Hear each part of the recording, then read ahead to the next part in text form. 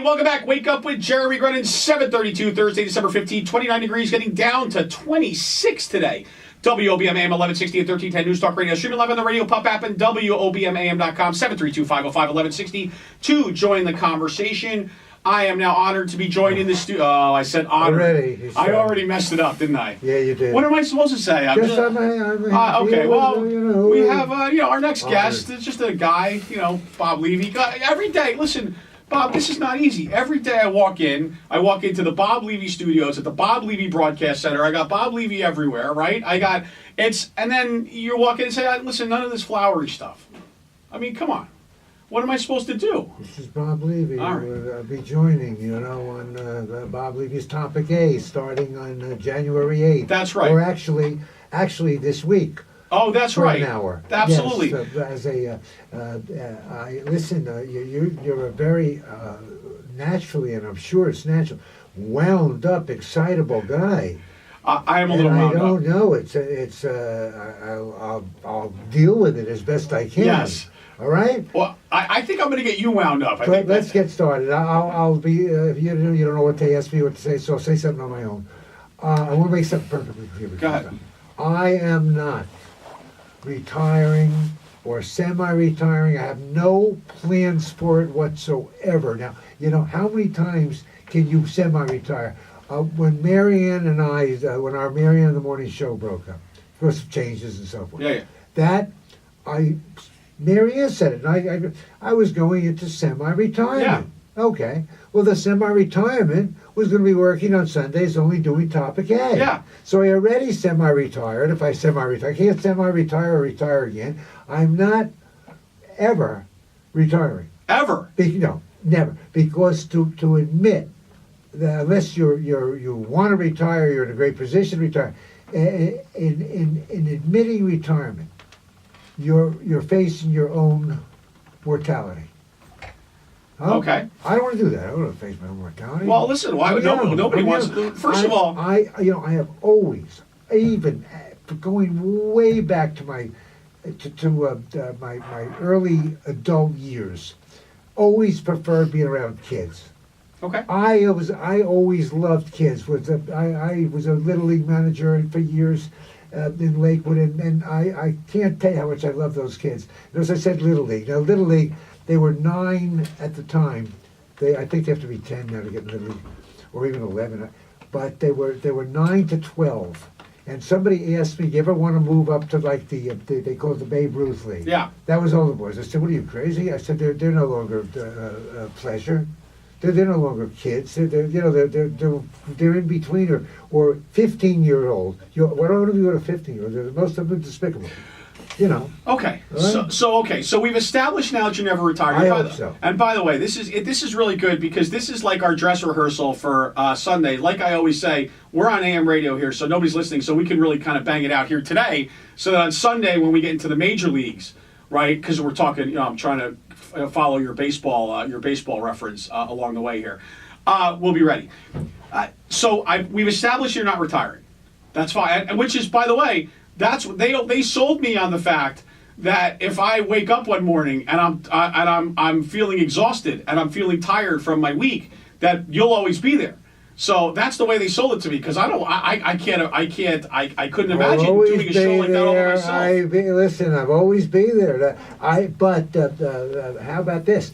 Christmas Day is on Sunday. Yeah, you don't work Christmas Day. Oh, that's the one time I take off, and that only occurs every X number of years, Yeah. So there will be no Topic A. All right, so let me ask you a question now, because you and I have some differing views.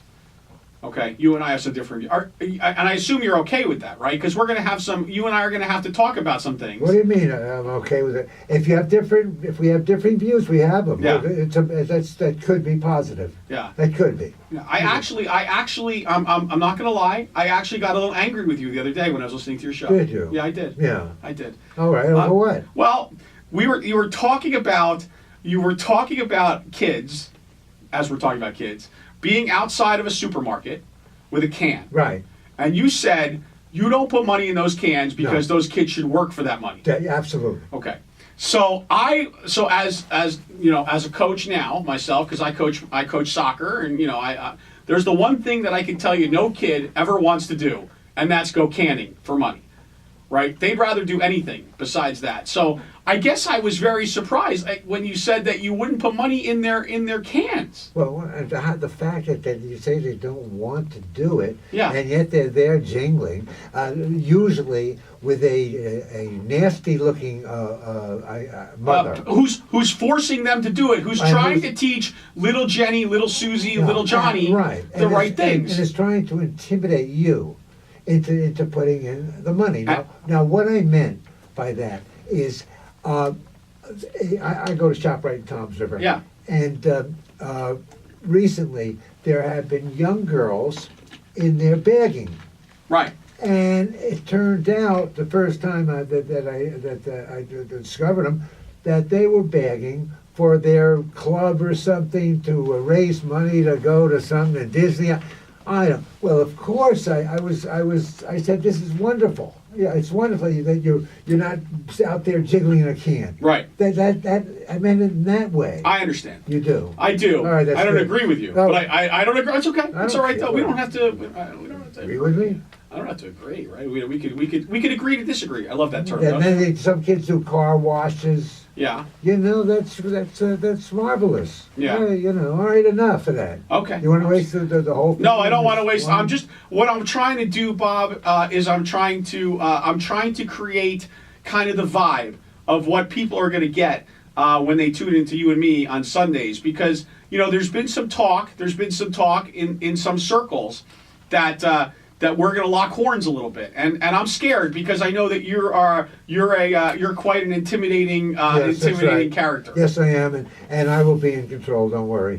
They're not going to just locking horns. It's not going to be anything like we're doing now. Okay. Hey, we play for a listening audience, Right. And we address the callers. Okay. All right. Now, you will discover. You will be, people will tell you, off air, maybe friends or whatever, hey, Jerry, why did you say that so-and-so? And it'll be something you did not say. You commented on what a listener said. Right. And I'm having more and more of a problem with that. You've got to call up, hey, you said last week that. I didn't say that.